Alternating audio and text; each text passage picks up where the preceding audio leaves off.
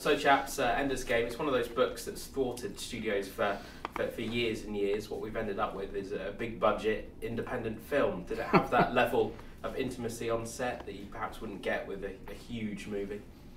Oh, I don't know that the intimacy on set is limited by anything other than bad casting. It was a very ambitious set and very busy set. Efficiency is a really important thing, keeping the energy focused. And behind the scenes, I do think there was an intimacy in that all of us as sort of partners in telling a story were able to decide without much outside interference that we were going to be true to some complicated stuff and that we were going to be true to the grand spectacle of the book and of the story, but also stick to its guns and to not simplify what we all loved about the material to begin with, and that might not have been possible with some studios. Is that the biggest thing, managing the spectacle with the soul of the book? I mean, it deals with very dark issues, genocide for one. Do you think with other studios they might have stepped in and said, hang on a sec, this is a franchise, it has kids? Can I just step on the word genocide for a minute and notate that is the expression of a young person under very exigent circumstances who is reflecting, just immediately on what he's done, and that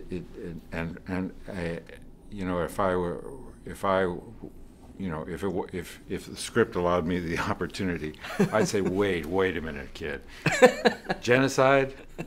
No, you just did extinguish a species, a life form, and you should feel bad, but genocide is a slightly different thing. I mean, you typed it, didn't you? I mean, it was part of the book, but I feel uncomfortable without people seeing the movie, knowing what we're talking about. But even the fact we're talking about potentially genocide, and the fact that we're dealing with very complex issues in a science fiction movie, is that where science fiction is at its best, where it's dealing with these complex earthbound emotions, and it's using sort of the bells and whistles of space just to get really in there and meaty? Is it the best way to tackle these things? Well, I mean, obviously you expanded the boundaries of imagination by going into space. We're meeting situations we haven't met before. But there's no way of understanding, without seeing the film, there's no way of understanding the context that word appears in. Let's step aside from genocide there, but the deep issues, the earthbound emotions, why is science fiction so good at exploring those things when it's at its best? Because it can be a great parable that allows you a little bit of distance from our world, and so that it allows the audience to avoid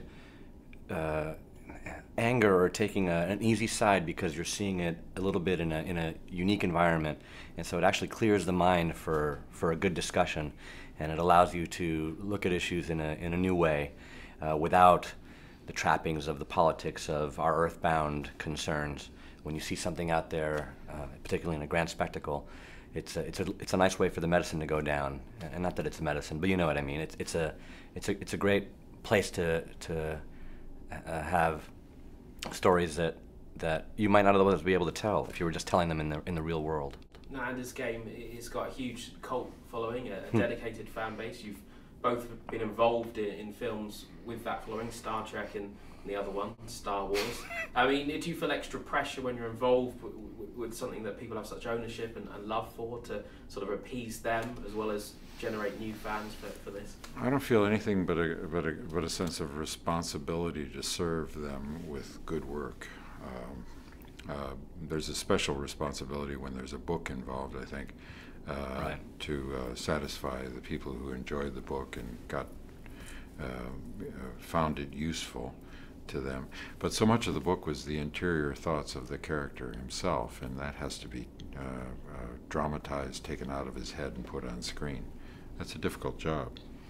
And you do feel a responsibility, but as Harrison's saying, I think we were very confident that we were going to be true to the themes of the book, and so you have to be extra fearful when you're not going to do that. If you're going to take something and don't understand it and want to just take the title and make something else out of it, that's when you're in trouble. So we didn't feel too much fear that way. It's a film that another issue deals with is moving from adolescence to young adulthood. It's almost Harrison, I don't mean this to be rude, co-starring Harrison Ford. How much responsibility did you have with Sir Ben to sort of take this young cast and pass on what you've learned in the movie business? We had no responsibility in that area. First of all, we're dealing with people who, although they may look young, have had quite a bit of experience, are well understand the nature of the job, sophisticated about the job, very talented, focused, hard-working, great work ethic. The job is to for each of us, with our individual parts, our individual responsibility, to make sure that our efforts are focused towards bringing emotional life to the thematics of the film, and the relationships feel true, help the relationships to feel genuine. It's a big universe. Is there hopes for a sequel here, or 3 movies? Is this a franchise that can run and run, do you think? Are you available? Do you have your calendar with you? I'm never wanting to count my chickens before they hatch. So whatever happens, happens. It's a way down the line if it were to happen. Let's see what audiences say about this. It doesn't occur to think about it now. Mm-hmm. And just finally, Harrison, one of the reasons maybe you need to check your calendar is it got Star Wars in big red letters next January. I only see 1 page at a day, at a time. You wake up in the morning and you look, yeah. What's today? Yeah.